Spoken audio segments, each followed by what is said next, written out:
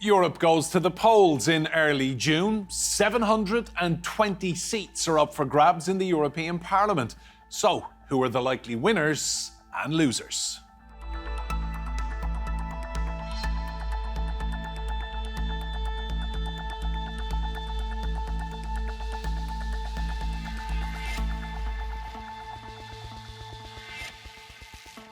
Hello and welcome to Roundtable. I'm Enda Brady. Now, the world's biggest trading bloc will soon be electing a new parliament. There could be significant implications for the region's immigration, online security, trade and climate policy. But are Europe's progressives about to be unseated by an increasingly popular right wing? Europeans are gearing up for a 4-day election bonanza across 27 countries in 24 languages starting on June 6th. The number of parliamentary seats is increasing by 15 to 720. Enthusiasm for elections, though, has waned, with turnout 10% lower in the last election than in the first one in 1979. The shifts to the right that have taken place in national elections are expected to continue. The right-wing European conservatives and reformists, as well as identity and democracy parties, are projected to increase their seats from 125 to 183. We can get positions in the committees, in the presidency, in the vice presidency of the European Parliament. Of course, the normal workings of the institutions. One of the most contentious issues is the EU's Green Deal, which outlines ambitious policies to reduce carbon emissions. It's been especially unpopular with farmers who say the plans could bankrupt them. We believe in a green transition, but it must be more pragmatic, more realistic, more balanced than in the last 5 years.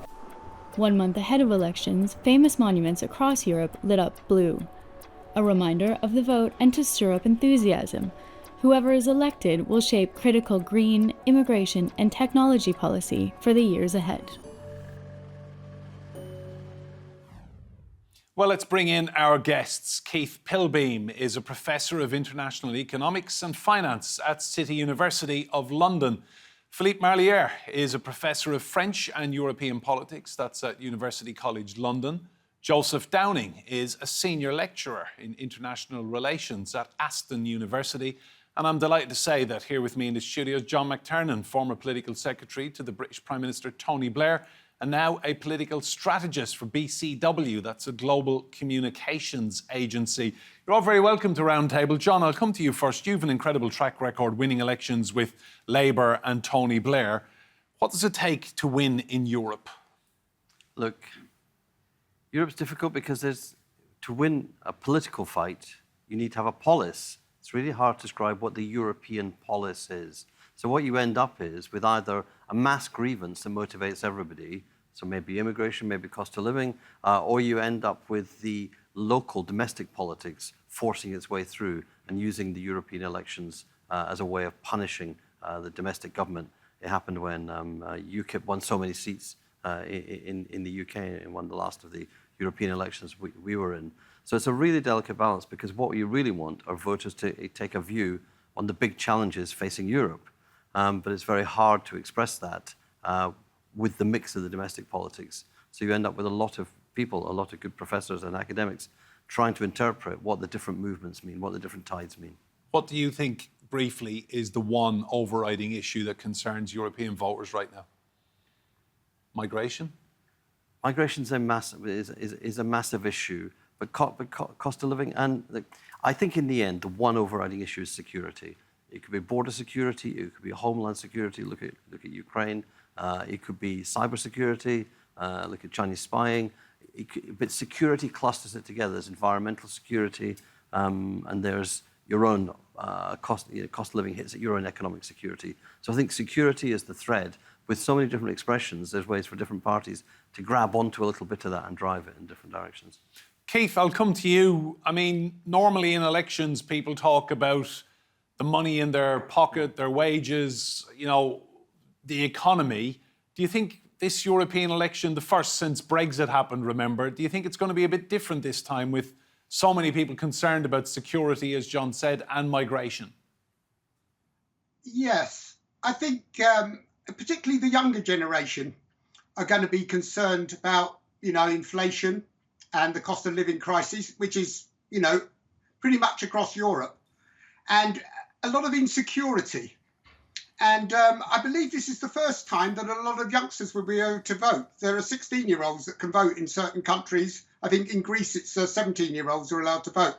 So it'd be very interesting to see how they impact the election, because they are concerned a bit about immigration. They're concerned about climate change and the Green Deal, of course, of the EU. So they've got different worries than maybe the older generation. There are plenty of jobs for youngsters, for example, but they haven't got housing, and housing's more expensive than it's ever been for a lot of youngsters. And for many of them, the prospects of getting housing are very low, because the cost compared to their disposable income is very high. So I think there's going to be quite a lot of focus on how the youngsters turn out in this particular election. They're not necessarily anti-EU, but we do know that they've been leaning towards the right as well. Quite a lot of them are attracted because a lot of the existing parties, they see them as having failed them. So I think it's going to be quite interesting about how the youngsters participate in this election. Well, Keith, it's interesting that you mentioned voter turnout. Historically, it's always quite low in European Parliament elections. If we just take a look at this map, the EU hopes this will change with more young people being eligible to vote, as you point out. So Belgium and Germany join Austria and Malta in allowing 16-year-olds to vote. And as you correctly state, Greece has lowered their voting age to 17. Philippe, this is an opportunity for the youth of Europe to have their say. Yes, hopefully, but will they turn up? But will they vote? I think I beg to differ, because when you look at national elections, I think youngsters tend to vote less than sort of middle-aged voters or retired people who vote the most. I'd like to state one paradox about this EU election. There's a sort of there's a campaign going on now in the member states, and we've got on the one hand very well-oiled and fully functioning EU institutions. The Parliament is one of them. But when it comes to those elections to elect MEPs, I think it's quite striking to notice that those elections are fought on a national basis. The debates, the main themes are incredibly national. And it's like a bit the continuation of sort of domestic politics and infighting. So this is really a paradox in my view, the fact that for the time being, it's been very difficult to politicize that election, make it more European, although in the end, it's true that we'll be voting and we'll be electing MEPs. Joseph, do you think housing and cost of living are the two factors that young voters in Europe will be most concerned about? Well, in Europe in the past 20 years, we've destroyed essentially the social contract that bound together many European societies really since the end of the Second World War. And when a lot of attention was paid to, for example, housing shortages in the devastation of the Second World War, many states in the EU, France is a good example of this, but also Germany, went on huge public housing building sprees. And that formed this contract that Europeans expect to have decent, adequate and fit for purpose and affordable housing, whether that's in some states to buy or in a lot of other states such as Germany to rent. And really in the past 20 years, that social contract has been destroyed. And I think that leaves young people very uncertain because, many things in life are uncertain, but housing is one of the basics, right? And the fact that that's becoming increasingly unattainable, not just in Europe's capital cities, which is something that we've seen, for a longer time now, but all across the continent, I think is really problematic. What we're seeing in many states is a continuation of the rural to urban migration that's really marked the continent since the end of the Second World War. You can see, there's no shortage of housing in rural Bulgaria or rural Italy or rural Spain, but it's in Europe's cities where states are failing to deliver the basic necessity to their citizens. But this is a problem because citizens are very poorly informed about what the EU actually does. It's actually not really the EU's responsibility to provide housing for younger people, right? That is an issue for national governments. And this is one of the things I want to echo what the earlier guest said about difficulty in defining the polis. I think also combined with that, voters are really poorly informed about actually what the EU does and about what the EU elections are actually about. This is a problem that the EU's had now for more than 40 years, and is, in fact, I would say, one of the reasons behind the success of the Leave votes in the Brexit vote is they're very poor at communicating a core message or a set of core messages in a language that everyday voters can understand. If you go to universities, there are departments, there are courses on understanding how the EU works. And frankly, some of the academics are still a little bit confused. And I think this is one of the big issues that the EU is yet to grapple with, is how to get its key message across and to really delineate what its responsibilities are and what they're not. John, is that a valid criticism of the European Parliament, that people don't understand what they do? I think it is, but I was thinking more as a thought was sparked to me, which is great campaigns are based on great stories, great narratives. And great narratives have a hero, but they've also got a villain. And I think there isn't, in the European dimension, real agreement on who the villain is. Who's got to be slain? Who's the dragon that's got to be slain? And it came up. It's a split across a number of issues. And it's true to say, housing's a massive issue, yet it's not a responsibility. But there's something in me that says political leadership is about taking responsibility, whether it is your responsibility or not. Because if it's hurting, then it should be dealt with. And it's the inability to connect. It's not really, doesn't matter if you know what the European Parliament does. If politicians are political leaders and they understand this is the thing which is driving youth apathy, youth anger, youth despair, they should have a program. They should work to find a program that they can bridge the responsibilities of European Parliament, national governments, regional governments, and try to bring something together. So you get a crusade, and again, a crusade, a great crusade to end a great evil. I've noticed, certainly on Irish social media, it may not be indicative of the rest of Europe, but the one villain, one group that are being portrayed as the villain that you say is needed in an election, a hero and a villain, migrants. I'm seeing a lot of this far-right rhetoric in Ireland in particular. There's a lot of othering going on, and to be honest, every country's politics has a history, and in one long dimension, the dimension of long time, Irish politics is moving out of a century of being obsessed with 1921-22. And what happens is... It's the War of Independence, the War of for our Independence, international viewers. Something new is formed. And it's messy when something new is formed. And what was thought to be a rise of Sinn Féin, north and south of the border in Ireland, there's another force around. And that's, in a way, what I mean about narratives. A good story isn't enough. You've got to have an analysis, you've got to have hope, and I always think that hope beats hate. I'm an optimist, but where is the hope? Where's the hope being articulated by the progressives, by the social democrats, by the Christian Democrats? Because the forces ranged against are anti-democratic in nature. And so when will the democratic forces go, do you know what? Christian Democrat, Liberal Democrat, Social Democrat, we've got one thing in common that they don't have. That's a very good point, Keith, isn't it? Hope beats hate. And yet, when you look for positives anywhere in this debate about the European elections, the argument seems to be being led by very negative people, and some would say hate-filled rhetoric. Yes, I think that's the case, that you'll always have nationalists using these as an opportunity. Immigration is a big problem, as we know, and they play to that, of course. But at the end of the day, the EU, of course, promotes the free movement of labour, and it's fundamental to the EU. So, look what happened with Brexit in Britain. We've now got record levels of immigration, except they come from other countries, from Asia mainly. In fact, so we've got more immigration than ever. So leaving the EU doesn't solve your problems is one thing we've quickly learned about that. In fact, we need the migrant labour, of course. So I think a lot of people do understand this, but, the right wing will obviously play up to this because they want to blame the foreigner. And of course, governments are heavily restricted in what they can do at the moment. Because of COVID and the sheer amount of government expenditure that went on, everybody's constrained. I mean, because we're having to pay more and more as interest on the national debt, which went up roughly 20% in many European countries, sometimes bigger than that. And so governments are very constrained at what they can actually afford to do. And we built up a very big social welfare system in Europe.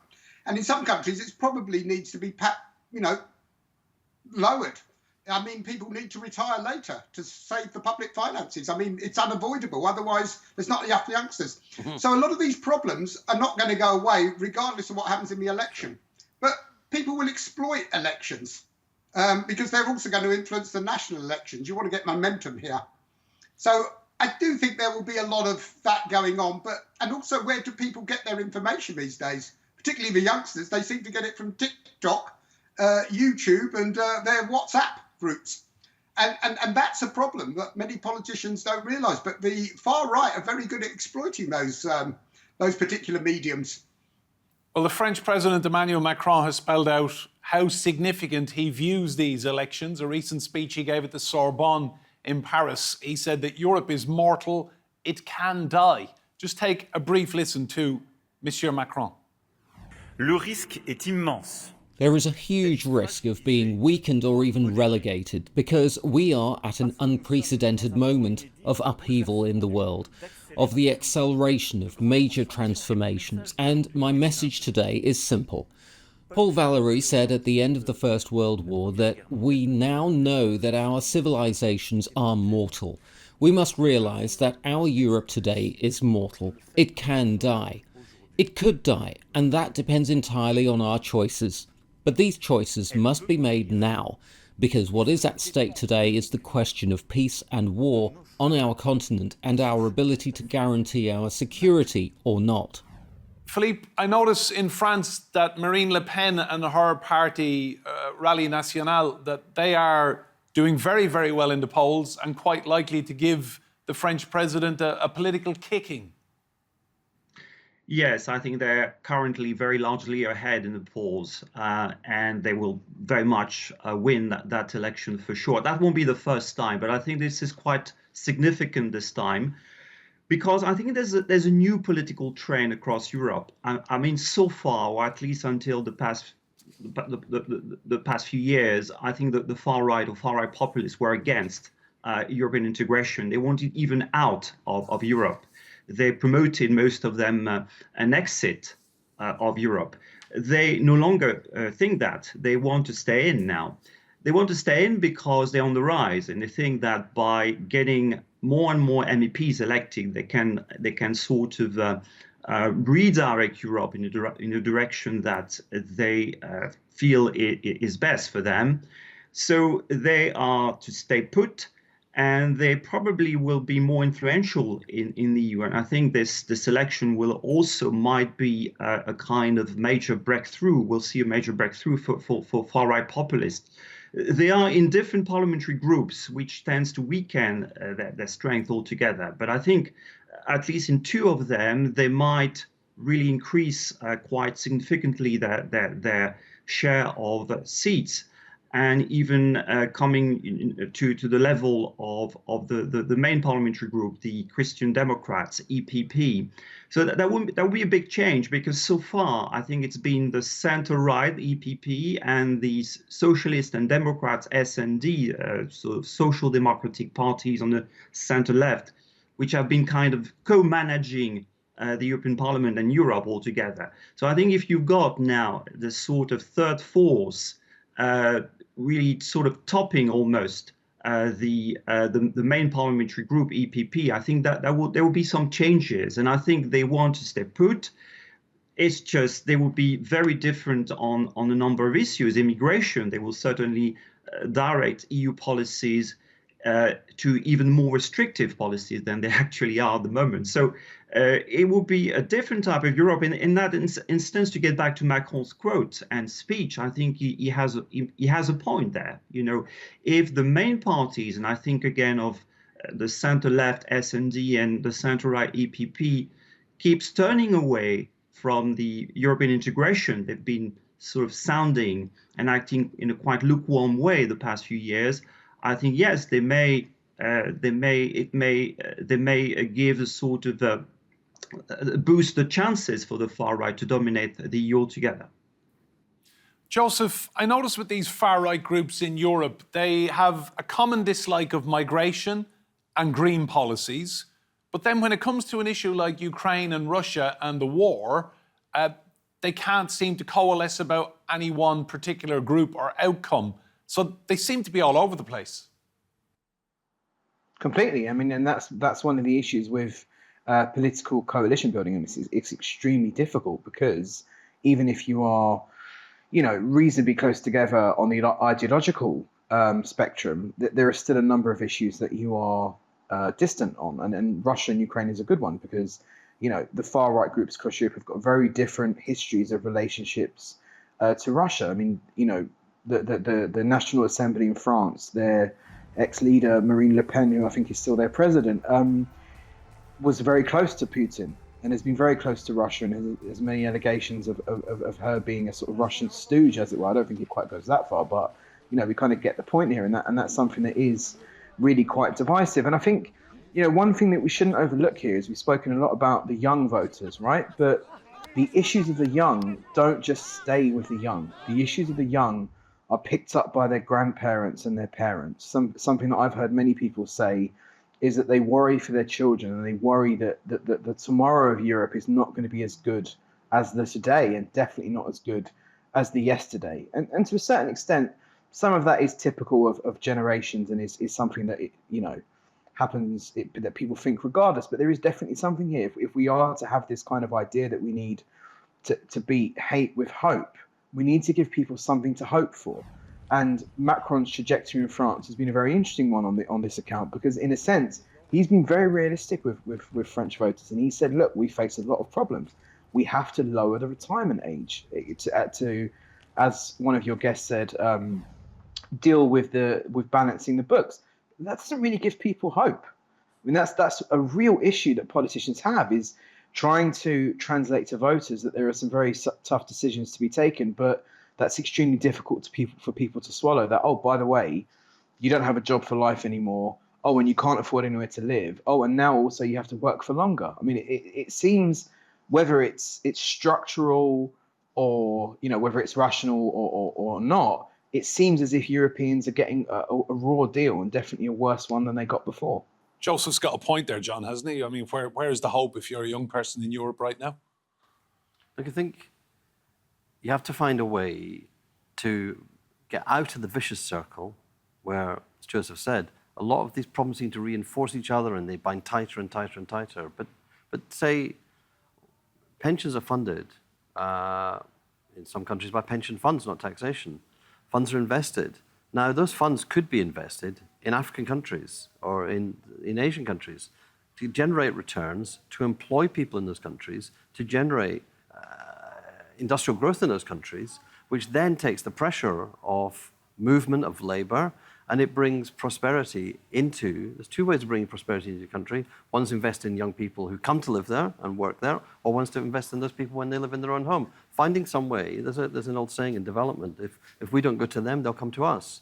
And so we have to think of this as a complex, not a complicated problem. It's complex because everything interacts with each other. Is it fixable? I believe it is fixable because look at what Europe did in the decades after 1945. Look at what would you have thought Europe would be like in 1942? What would you have hoped for in 1942 for the future of Europe? And so big leaders with big ideas, but with countries that got behind them and worked on it. And that's one of the things which I think there's a lot of energy out there. Paradoxically, we're probably the best educated Europe we've ever been, which in a way makes people discontent because they kind of look around, but also it gives them the intellectual energy to be involved. And I think sometimes part of the issue is leadership should be closer to the voters, closer to the younger people, closer to the energy of the old people. And how do you find a way to turn the anger into an energy that becomes an energy to create a collective solution? And I think that's been the realism of Macron is important, it's sobering, but it has to have a lift as well. Keith, I know you were vehemently anti-Brexit. These are the first European elections post-Brexit. Do you think the Europeans are looking on and thinking, we're glad we don't have to listen to Nigel Farage and these people at this point in time? Probably that's the case. I mean, what they've learned, though, one thing positive of Brexit, actually, well, two positive things, I would say, actually. First of all, a lot of countries have learnt that it's probably not a good idea. Yeah. You can have differences, but there's no need to exit the EU as a means of resolving them, because it's proved pretty disastrous for the UK, and I think a lot of people have learnt that lesson. And secondly, the other positive thing about Brexit, you know, if you're a socialist in Britain, it's probably ended the Tory government that started the whole thing. So in our own elections, the party that bought us Brexit has probably been destroyed by the Brexit project itself, because it's run out of money and destroyed the economy. So in fact, the Conservatives are probably, you know, suffering more from Brexit than anybody else in Britain.